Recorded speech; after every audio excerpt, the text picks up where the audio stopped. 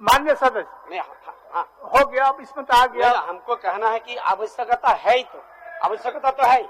आज वित्त रहित स्कूल का हालात क्या है और उस स्कूल लंबे समय तक। एक मिनट भानु जी, वित्त रहित शिक्षा नीति के जो विद्यालय है अध्यक्ष महोदय, इनके जो वित्त दिया जाता था, ग्रांट दिया जा रहा था अध्यक्ष महोदय, वो भी धीरे धीरे करके कम किया जा रहा है और परिस्थितियां, इतना सारा क्लॉज लगा दिया गया अध्यक्ष महोदय कि बहुत सारा जो वित्त रहित विद्यालय थे वो फुलफिल नहीं कर पा रहे हैं।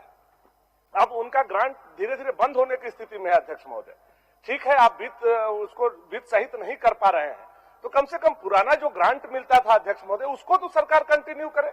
आप ऐसे करिएगा, 3 लाख बच्चे पढ़ रहे हैं, वो बच्चे किसके हैं? झारखंड के हमारे बच्चे हैं अध्यक्ष महोदय, और पढ़ाने वाले कौन है? झारखंडी लोग हैं अध्यक्ष महोदय। और ऐसे रिमोट जगह पर है अध्यक्ष महोदय, जब आप देखेंगे, आज तो उग्रवाद थोड़ा कम हुआ है अध्यक्ष महोदय, ऐसे रिमोट जगह पर वो विद्यालय है अध्यक्ष महोदय जहां की उग्रवादी के समय में आसपास के लोग बच्चों को भेजने से डरते थे, वैसे जगह पर वो वित्त रहित शिक्षा नीति के माध्यम से बच्चों को शिक्षा दी है अध्यक्ष महोदय, और आज उसका ग्रांट आप बंद करते जा रहे हैं धीरे धीरे। तो मेरा आपके माध्यम से केवल यह नम्र निवेदन होगा इस क्वेश्चन में इंटरवेन करने का मतलब कि जो पुराना परिपाटी चली आ रही थी अध्यक्ष महोदय, हम लोगों ने शुरुआत किया था इसका, उस समय हम लोग माननीय मंत्री बंधु तिर्की जी थे, तो हम लोगों ने इसका शुरुआत किया था ग्रांट देने का अध्यक्ष महोदय। कम से कम पुराना परिपाटी पर उसका ग्रांट तो मिले, बस यही हम माननीय मंत्री से आग्रह करें। उनका एड में कटौती कम से कम नहीं हो, यही मांग है। 2015 में नियमावली बनाई गई है और उस नियमावली के अनुरूप सभी वैसे वित्त रहित जो हमारे शिक्षण संस्थान है उनको अनुदान उपलब्ध कराया जाता है। एक मिनट, सीपी बाबू का कुछ, CP Babu point of order में कुछ बोलना चाह रहे थे।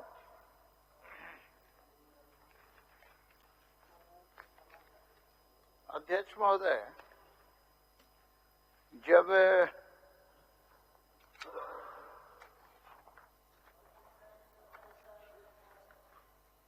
माइक, हर चीज का एक समय होता है अध्यक्ष महोदय, जब तावा गर्म होती है तभी रोटी पकाया जाता है अध्यक्ष महोदय। मैं उसी समय मैंने पॉइंट ऑफ ऑर्डर पर आपका ध्यान आकृष्ट कराया था अध्यक्ष महोदय, लेकिन आपने कहा प्रश्न ले लिया, मैं भी चुपचाप बैठा हुआ था। मेरा ये कहना है अध्यक्ष महोदय कि आप देख रहे होंगे सारा ऑन रिकॉर्ड है अध्यक्ष महोदय, यहाँ 3 लेयर रिकॉर्ड होता है अध्यक्ष महोदय, आप रिकॉर्ड निकालकर देख लीजिए। जब कोई भी प्रश्नकर्ता सदस्य प्रश्न करता है अध्यक्ष महोदय, सदन के अंदर जब ये ऑर्डर बुक में ये सारी चीजें आ जाती है अध्यक्ष महोदय, तो ये सदन की प्रॉपर्टी हो जाती है अध्यक्ष महोदय। ठीक है, उसकी सीमा है कि कितने प्रश्न पूरक पूछेंगे, कौन इंटरवेन कर सकता है, आप जिसको आदेश दीजिएगा वो करेगा अध्यक्ष महोदय। लेकिन ये जवाब कि आपको हम दे देंगे तो बाकी सदस्य को कैसे जानकारी हो गया अध्यक्ष महोदय? तब इसका जिस प्रकार से प्रश्नकाल बंद कर दिया गया अध्यक्ष महोदय, उसी प्रकार ये प्रश्नकाल का 1 घंटा का जो समय है इसको भी समाप्त करके, और तब फिर मंत्री के यहाँ प्रोजेक्ट, एक मिनट सुन लीजिए पूरा, तो फिर मंत्री जी के यहाँ डायरेक्ट जो है सो चला जाएगा, वहीं पर उत्तर ले लेगा, नहीं होगा तो चिट्ठी से आ जाएगा अध्यक्ष महोदय। अच्छा, आ गया आपका सूचना, कारण क्या है अध्यक्ष महोदय? आपका आ गया सूचना, ठीक आगे। मान्य समीर जी, अंतिम में पूछिए, अंतिम में काफी समय हो गया कि सरकारी स्कूल में साधन संसाधन व्यवस्था सारे रहने का बाद कोई ऐसा सरकारी स्कूल है जहाँ 100-150 स्टूडेंट है, लेकिन वहाँ उसका वेतन सही है, लेकिन आपका वित्त रहित स्कूल में जहाँ 500 विद्यार्थी 200 से कम है, 195 है, तो उसका अनुदान को आप रोक दे रहे हैं। तो ये कहाँ से न्याय संगत है? प्राइवेट वो एक ग्रामीण, बिल्कुल ग्रामीण क्षेत्र में जहाँ सारे तरफ से उपेक्षित है, साधन संसाधन व्यवस्था कुछ नहीं है, ग्रामीणों ने चंदा चिट्ठा करके उस स्कूल का स्थापना किया, खड़ा किया है, और वहाँ अगर कहीं पर 170, 180, 190, 195 एक स्कूल में है, उसका आपका मानदेय को रोक दिया गया है। तो ये कहाँ से न्याय संगत है और ये पूरे राज्य के लिए गंभीर विषय है। माननीय सदस्य इसलिए- पूरक में पूछिए कि आप उस ग्रांट के बारे में कुछ बोलना चाहते हैं जिससे ग्रांट का कटौती न हो। नहीं, पहले तो ग्रांट का कटौती नहीं है, बस। नहीं हो, और उसके बाद मान लीजिए कहीं 10 तो 20 तो अगर स्टूडेंट कम है, क्योंकि अभी मान लीजिए कि जहाँ पर वितरित स्कूल है उसका आजू बाजू में अपग्रेड स्कूल हो गया है, तो अपग्रेड स्कूल अगर उसका आजू बाजू में 2 तो 3 तो हो गया, मिडिल स्कूल का अपग्रेड कर दिया गया, तो ऑटोमेटिक स्टूडेंट की संख्या थोड़ा कम हो रहा है और वहाँ कोई सरकारी व्यवस्था नहीं है, ठीक है, तो ठीक। उसको कटौती आप- नहीं होना चाहिए, ये तो बस। कम से कम सुनिश्चित करे। एक मिनट आपको दे रहे हैं। माननीय मंत्री जी, आप इसी संदर्भ एक मिनट संशोधित नियमावली जो 2015 है उसके अनुरूप एक मिनट माननीय मंत्री जी, माननीय सदस्य अध्यक्ष महोदय, हाँ। हम लोग वित्त रहित शिक्षा नीति को एक कलंक के रूप में देखते हैं और राज्य के अंदर में 84-85 से लेकर के बहुत सारे स्कूल विद्यालय खोले गए हैं तत्कालीन सरकार के इंस्ट्रक्शन पर, और विधायक अपने निधि से आधारभूत संरचना तैयार किया। अध्यक्ष महोदय, आपको याद होगा देवरी का यहाँ एक स्कूल का सवाल आया था और सीने से सरकार ने उसको खारिज कर दिया, तो उस बिल्डिंग का क्या होगा अध्यक्ष महोदय? और जनप्रतिनिधि का वो प्रयास जो स्कूल खड़ा करने के लिए उस इलाके के जनसंख्या या छात्र छात्राओं के लिए उन्होंने प्रयास किया, वो व्यर्थ चला जाएगा अध्यक्ष महोदय। मैं सिर्फ सरकार से इतना जानना चाहता हूं कि वित्त रहित शिक्षा नीति को खत्म करने के लिए कोई भी विभागीय एक स्क्रूटनी कमेटी बने और अर्हता पूरा करने वाले सारे ऐसे विद्यालयों को वो बिल्कुल अधिग्रहण करे। क्या सरकार ऐसा विचार रखती है? ठीक, माननीय मंत्री जी। अभी ऐसा कोई विचार नहीं है और जितने भी वित्त रहित स्कूल्स हैं उनको पंजीयन कराने का अधिकार है। अपने यहाँ से पंजीयन करा के छात्रों को परीक्षा में शामिल करवाते हैं और 2015 का जो अभी संशोधित नियमावली है उसके अनुरूप अनुदान दिया जाता है। ऐसा सरकार जब निश्चित रूप से सर्वे कराकर अगर आवश्यकता पड़ी तो उचित निर्णय लेगी। अब मैं तारांकित प्रश्न नहीं सर, इसका तो जवाब नहीं हुआ हम लोग का सवाल का। अब जवाब तो आ गया। नहीं, जवाब कहाँ आया? हम लोग बोले कि कहीं अगर 10 तो स्टूडेंट कम है तो उसका बोले तो उसको नया नियमावली का उल्लेख तो किया माननीय वो तो मंत्री जी। सटीक जवाब नहीं आया। उस जवाब में कैसे होता? जैसा चल रहा, मान लीजिए ये विषय आज नहीं, सदन में हमेशा उठा है और ये गंभीर विषय है, लेकिन सरकार गंभीर नहीं है, सरकार उदासीन है इस पर। ऐसा है, धरती का इंसान आज चांद पहुंच गया, आज भी जमीन में बैठ रहे हो बच्चा लोग। हम अपना क्षेत्र का आर्ट स्कूल में डेस्क बेंच उपलब्ध कराए, फैन उपलब्ध कराए, बिजली उपलब्ध कराए, माननीय तो सर, इस पर थोड़ा गंभीर होना चाहिए सरकार को। माननीय मंत्री जी, माननीय सदस्यों को कुछ आश्वासन दीजिए। निश्चित रूप से सरकार वैसे आधारभूत संरचनाएं उपलब्ध कराने के लिए गंभीर है और उसके लिए पहले भी एक आयोग का गठन किया गया है और वो आयोग समय समय पर जाकर निरीक्षण करती है और जहां आधारभूत संरचनाओं का अभाव है वहां उसके लिए निर्देशित करती है संचालकों को। तारांकित प्रश्न डॉक्टर इरफान अंसारी जी, उनको पूछ लेने दीजिए। देखिए सवालत है, ठीक है, आपका लेना है, उसको पूछ लेने दीजिए माननीय सदस्यों को। सर, ये राजहित में मेरा क्वेश्चन था सर, लेकिन हमें लगता है इसको तारांकित में डाल दिया गया है सर। सर मेरा ये क्वेश्चन है सर, क्या ये बात सही है कि दुमका जिला अंतर्गत दुमका जिला हाई स्कूल एवं +2 नेशनल हाई स्कूल, जामताड़ा जिला अंतर्गत बुदुड़ी हाई स्कूल एवं करमाटाड़ हाई स्कूल और देवघर जिला अंतर्गत मधुपुर के पथरोड़ हाई स्कूल में उर्दू शिक्षक नहीं रहने के कारण उर्दू पढ़ने वाले छात्र छात्राओं उर्दू की पढ़ाई से वंचित रहे महोदय? मेरा उत्तर प्राप्त है महोदय मुझे, लेकिन मैं उत्तर से संतुष्ट नहीं हूं। जो उत्तर दिया गया महोदय उसमें आप मंत्री का उत्तर सुन लीजिए। ठीक है महोदय, मंत्री का उत्तर सुन। माननीय मंत्री, ठीक है, एक इसमें बहुत सीरियस क्वेश्चन है, मजाक मत कीजिए। माननीय सदस्य इरफान जी का प्रश्न था कि जो भी दुमका, देवघर और जामताड़ा में जो भी उर्दू के स्कूल हैं उनमें शिक्षक नहीं है, तो उनका जवाब स्पष्ट रूप से उन्हें मिल चुका है कि दुमका में +2 स्कूल दुमका में एक पद स्वीकृत है और उसके अगेंस्ट में एक शिक्षक वहां कार्यरत है और 32 वहां छात्र हैं।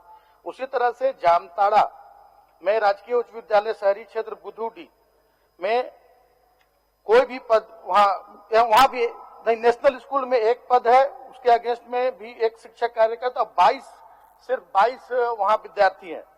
उसी तरह राजकीय उच्च विद्यालय शहरी क्षेत्र बुधुडी में वहां पे सिर्फ एक बुधुडी विद्यालय है जहां पे शिक्षक नहीं है और 29 वहां पे छात्र हैं। तो वहां हम सरकार का यह है कि अभी जब तक वहां शिक्षक नियुक्त नहीं होते हैं तब तक हम लोग दूसरे स्कूल के शिक्षक को वहां भेजकर वहां शिक्षण कार्य करवाने का काम करेंगे। 29 सिर्फ छात्र हैं वहां। सर गुलाब राय गुटिया +2 विद्यालय करमडी में एक शिक्षक का पद सृजित है और उसके अगेंस्ट में एक शिक्षक है ऑलरेडी। और राजकीय +2 विद्यालय पथरौल में वहां कोई पद अभी सृजन नहीं है। तो ज्यादातर जितने भी उर्दू विद्यालय हैं जहां से उर्दू की पढ़ाई होती है वहां ज्यादातर विद्यालयों में शिक्षक नियुक्त हैं और शिक्षण कार्य कराया जा रहा है। सिर्फ एक विद्यालय वंचित है, उस पर भी हम बहुत जल्द निर्णय लेंगे और वहां भी हम शिक्षक प्रतिनियुक्त करने का काम करेंगे। माननीय सदस्य सर, जो आंसर दे रहे हैं हमारे मंत्री जी, शायद विभाग ने गलत इनको जानकारी दिया, आंकड़ा दिया महोदय। ये दुर्भाग्य इस राज्य का महोदय, मैं कहना चाहता हूँ। देखिए, राजकीय उच्च विद्यालय शहरी क्षेत्र बुधुडी महोदय 29 बच्चे हैं महोदय, लेकिन शिक्षक 0 है महोदय। ये कैसा आंसर दे रहे हैं महोदय? जब बच्चे वहां पढ़ रहे, कौन पढ़ा रहा है उसको? भगवान से उर्दू बच्चा पढ़ेगा क्या? अतः महोदय मैं चाहता हूं कि सरकार कम से कम थोड़ा संवेदनशील बने।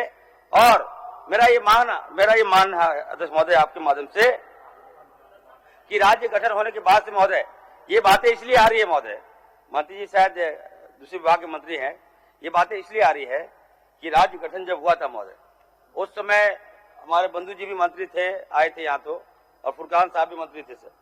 तो राज्य के बाद 4442 2007 में महोदय उर्दू पद का स्वीकृत इकाई हुई थी महोदय, और जिसमें मात्र अब तक 800 ही बहाली हुआ महोदय। तो मेरा ये मानना है कि 3642 जो शिक्षक रिक्त पद है, इसको अगर भर देगा महोदय तो ये मामला न सही आएगा न गलत आएगा, सब जगह उर्दू शिक्षक मिल जाएगा महोदय। तो मैं आपके माध्यम से जानना चाहता हूं कि सरकार कब तक ये जो रिक्त पद भरेगा महोदय? फेक आंसर नहीं दिया जाए महोदय, कम से कम इरफान अंसारी को नहीं दिया जाए महोदय।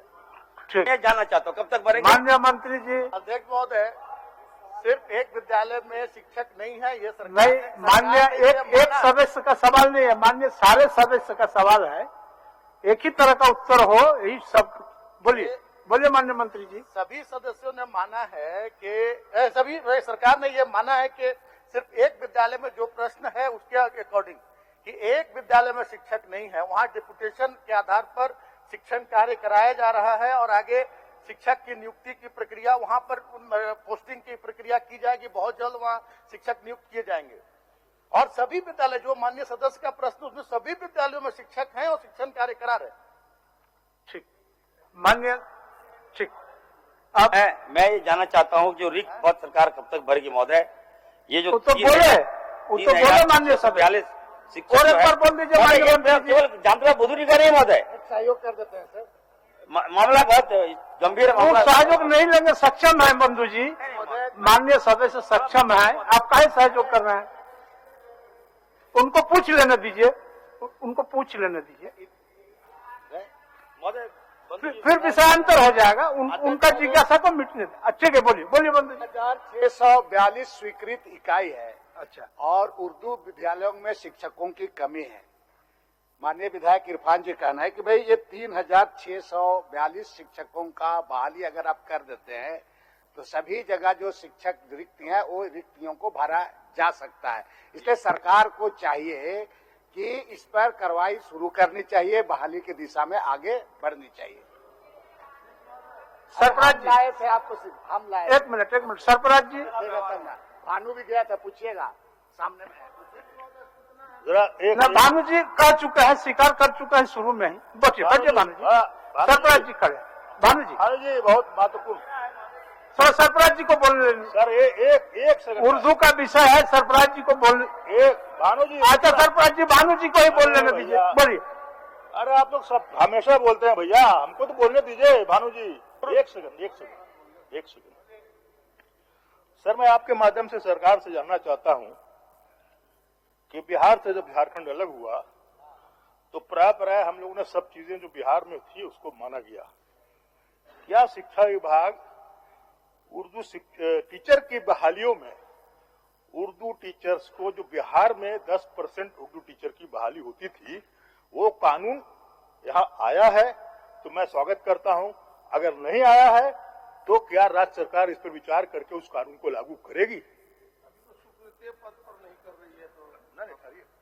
माननीय मंत्री जी, अब हो गया ना, एक बार सुन लीजिए, बोलिए। हम अच्छा भानु जी क्या बोलते हैं, एक मिनट, भानु जी को बोलने में। अध्यक्ष महोदय, हमारा इसको व्यवस्था भी मान लिया जा सकता है। अध्यक्ष महोदय, माननीय सदस्य का जितना कार्यक्रम है डे 1 से लेकर के आज अंतिम दिन भी है, अध्यक्ष महोदय, इरफान अंसारी जी ने जितने प्रश्न किए हैं वो अल्पसंख्यक, उर्दू और मदरसा, इसके अलावा कभी वो दूसरा सवाल किए ही नहीं है। अध्यक्ष महोदय, ठीक है, दूसरे ख्याल नहीं, बाबा महोदय मान्य एक मिनट, भानु जी बाबा मंदिर पर स्पर्श पूजा का प्रश्न किया है ना, स्पर्श पूजा का प्रश्न किया है। चलिए इरफान साहब, चलिए ठीक है महोदय, चलिए इरफान जी पूछिए। जी बोल रहा है, जवाब दे रहे हैं मंत्री जी, सुन रहे हैं। सर मेरा ये मानना है, आपके माध्यम से मैं मंत्री से जानना चाहता हूं कि ये रिक्त पद कब तक भरेंगे, कुछ समय सीमा हो। और दूसरा महोदय, दूसरा ये है, इसी में पूरक है कि जो मदरसा के जो टीचर का बहाली हुआ महोदय, इसमें जब सामान्य बहाली हुई है तो इसको एक साजिश के तहत महोदय योजना मद और गैर योजना मद में कर दिया गया महोदय, ताकि इनको वेतन में नहीं मिले। 1 साल से जो मदरसा के शिक्षक है महोदय, जो शिक्षक है उसको आज तक वेतन नहीं मिला। तो मेरा आपके माध्यम से कहना चाहता हूं सरकार से कि जो शिक्षक है महोदय उसको गैर योजना मद में कर दिया जाए महोदय। ठीक है। माननीय मंत्री जी बस चलिए।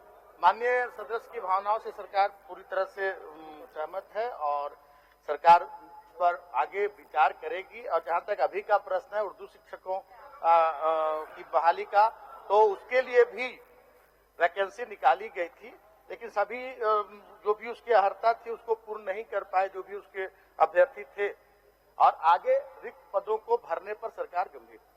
माननीय सदस्य बिरिंच नारायण जी, हो गया इरफान साहब, आप कह रहे कि अच्छा सदन में सब काम हो जाएगा। हो गया, सवाल आया, मंत्री जी जवाब दिए, आपका बात संज्ञान में आया।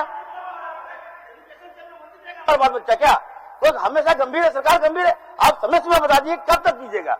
एक सर समय सीमा बता दीजिए, बात खत्म हो गया। समय सीमा बता। उर्दू जो शिक्षक बहाली करना है, अभी सभी नियुक्तियों पर रोक है। आगे जैसे ही उच्च न्यायालय की रोक हटेगी और नियुक्तियां शुरू होगी, सरकार गंभीर है नियुक्तियों के लिए और जितनी जल्दी हो सके हम नियुक्तियां करेंगे। ठीक। माननीय पूर्णिमा जी, आपका क्या सूचना है? माइक पर बोलिए। महोदय, दीपिका पांडे सिंह नाम हुआ मेरा। दीपिका जी।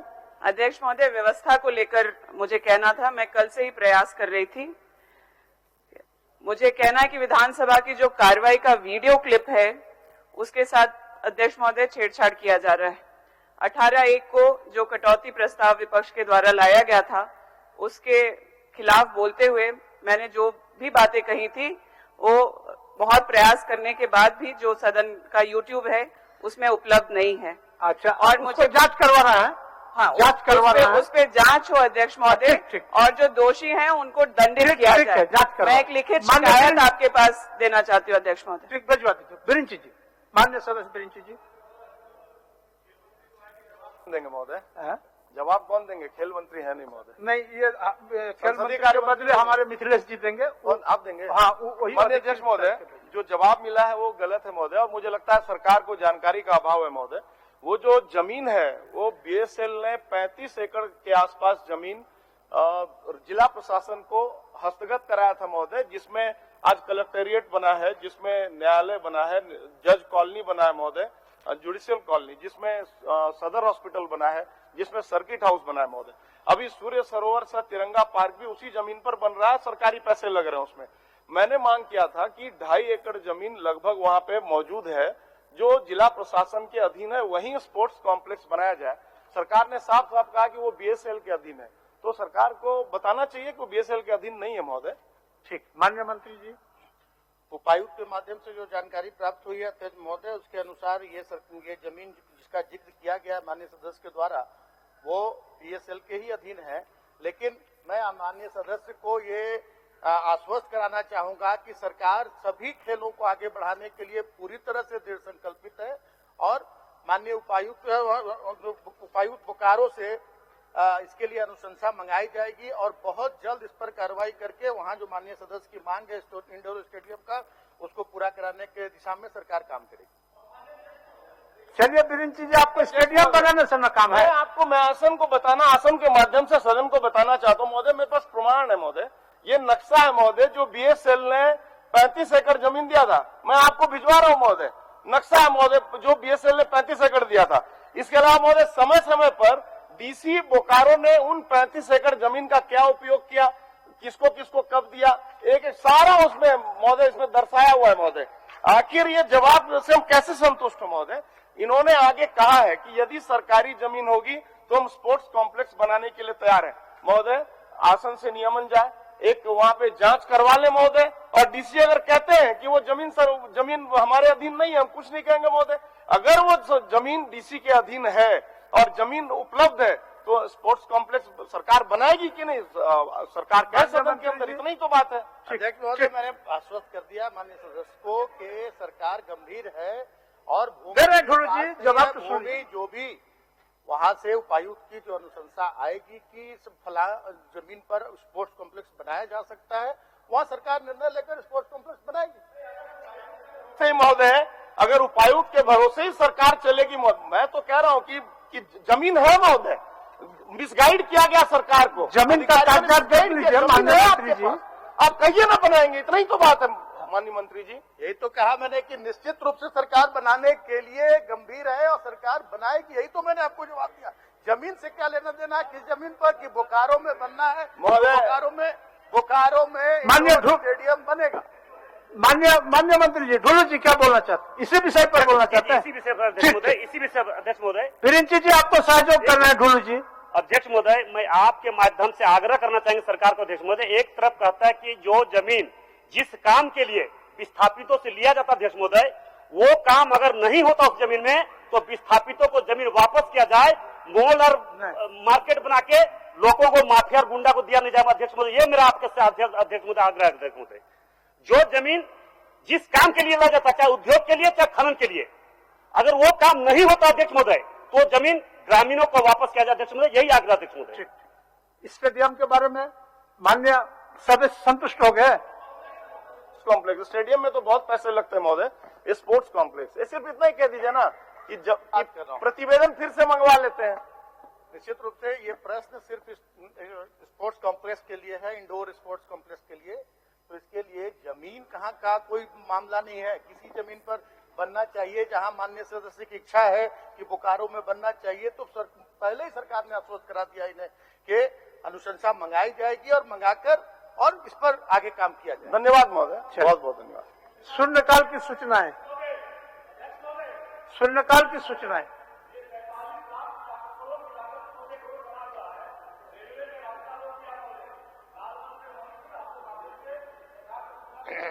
हो गया जी, आगे श्री माननीय सदस्य श्री उमाशंकर अकेला जी।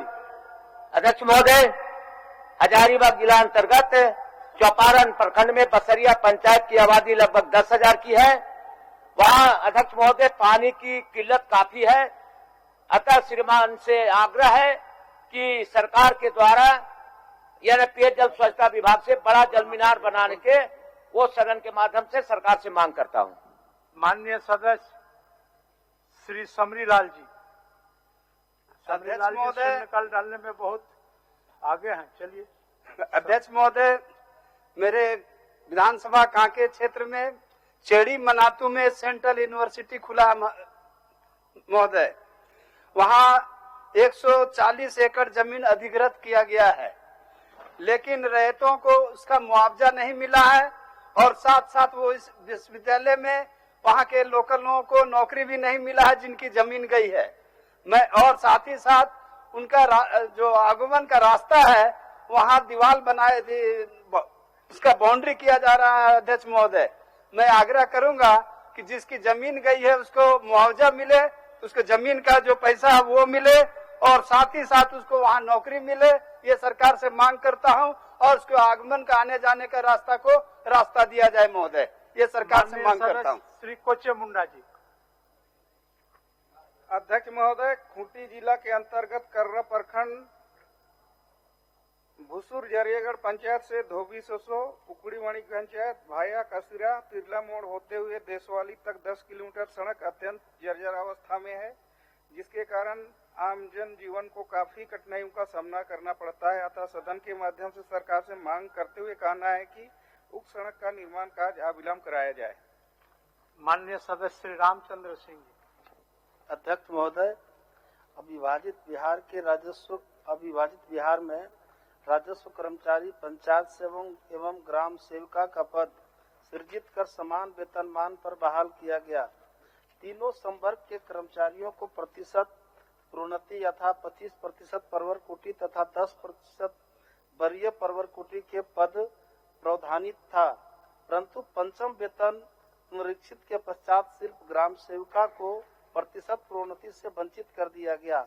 साथ ही बाद में वित्त विभाग झारखंड द्वारा तीनों संवर्गों का वेतनमान भी अलग अलग संकल्प के माध्यम से अलग अलग कर दिया गया, जिसमें ग्राम सेविकाओं का वेतनमान सबसे न्यूनतम है।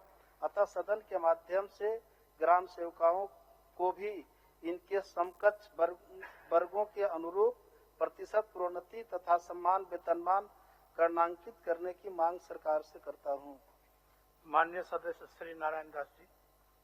माननीय अध्यक्ष महोदय, प्रदीप कुमार मिश्रा एवं अन्य बनाम राज्य सरकार मामले में माननीय उच्च न्यायालय झारखंड रांची में दायर याचिका संख्या WPS नंबर 2740/2015 द्वारा दिनांक 14/9/2020 को चतुर्थ वर्ग के पद पर नियुक्ति हेतु न्यायाधीश में रिक्त पद के 2 गुना 50 में से अवशेष 25 बाकी बचे हुए को सफल मानते हुए उपायुक्त सह दंडाधिकारी देवघर को 4 महीने के अंदर चतुर्थ वर्ग में नियुक्ति करनी थी, परंतु आज तक उनकी नियुक्ति नहीं की जा सकी है। लगातार न्याय निर्देश के बावजूद अभ्यर्थियों की आवेदन को अस्वीकृत कर दिया जाता है। अतः उक्त न्यायादेश के आलोक में प्रतिरत चतुर्थ वर्ग कर्मी को अविलंब नियुक्ति कराई जाए, जिस हेतु मैं सरकार से मांग करता हूं। माननीय सदस्य राज सिन्हा जी। अध्यक्ष महोदय, विनोद बिहारी महतो कोयलांचल विश्वविद्यालय में अध्यक्ष महोदय 55,000 से अधिक छात्राएं पढ़ती है। अध्यक्ष महोदय, धनबाद बोकारो जिला अध्यक्ष महोदय, धनबाद में महिलाओं की संख्या लगभग 13 लाख और बोकारो में 10 लाख अध्यक्ष महोदय, और पूरे विश्वविद्यालय में केवल एक धनबाद के अंदर SSLNT महिला कॉलेज जो है, जो कंस्टिट्यूएंट कॉलेज है अध्यक्ष महोदय, एक भी कॉलेज नहीं है। इसलिए सरकार से हम मांग करते हैं कि कम से कम धनबाद में एक महिला कॉलेज और बोकारो में एक महिला कॉलेज जो कंस्टिट्यूएंट कॉलेज हो अध्यक्ष महोदय, उसकी का स्थापना किया जाए अध्यक्ष महोदय। माननीय सदस्य सुश्री अम्बा प्रसाद जी। अम्बा प्रसाद जी। अध्यक्ष महोदय, हजारीबाग जिला के प्रखंड बड़का गांव केरेडारी, रामगढ़ जिला के पतरातू एवं चतरा जिला के टंडवा एवं अन्य जगहों में NTPC द्वारा भूमि अधिग्रहण कर मुआवजा राशि जिला प्रशासन की मिलीभगत से कोषागार में जमा कर दी जाती है। रैयतों को किसी प्रकार की जानकारी एवं सहमति नहीं ली जाती है। अतः सदन से मैं मांग करती हूं कि NTPC द्वारा अधिग्रहण की गई भूमि का संबंधित भूस्वामी की सहमति लेकर मुआवजा भुगतान संबंधित पंचायत अथवा ग्राम स्तर पर कराने हेतु सरकार से मांग करती हूँ। माननीय सदस्य श्री दीपक बिरुआ जी।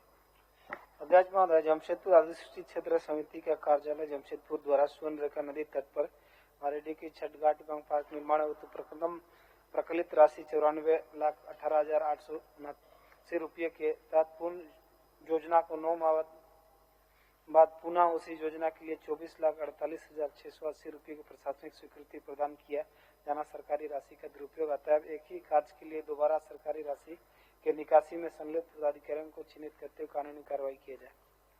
माननीय सदस्य श्री वीरेंद्र नारायण जी। माननीय अध्यक्ष महोदय, मेरे बोकारो विधानसभा क्षेत्र अंतर्गत कुर्रा से कुड़मा भाया ओझाडी एवं बालीडी थाना मोड़ से धर्मपुरा सड़क की हालत एकदम जर्जर है। बोकारो जिला प्रशासन द्वारा भी कई बार प्रशासनिक दृष्टिकोण से उक्त दोनों पथों को बनाने के लिए राज्य सरकार को पत्र लिखा गया है। अतः व्यापक जनहित में आग्रह करता हूं कि यथाशीघ्र उक्त दोनों जर्जर पथों का निर्माण कराया जाए ताकि जनता को आवागमन में सुविधा हो सके। माननीय सदस्य श्री मथुरा प्रसाद महतो जी। अध्यक्ष महोदय, आपके माध्यम से सरकार का ध्यान आकृष्ट करना चाहता हूं कि धनबाद जिला अंतर्गत विनोद बिहारी महतो कोयलांचल विश्वविद्यालय में लेक्चरर की कमी के कारण छात्र छात्राओं को पठन पाठन कार्य बाधित हो रहा है। अतः उक्त विश्वविद्यालय में पठन पाठन कार्य सुचारू रूप से चलाने हेतु विषयानुरूप रिक्त पदों पर लेक्चरर की शीघ्र नियुक्ति की मांग करता हूँ। माननीय सदस्य श्री समीर कुमार महंती जी।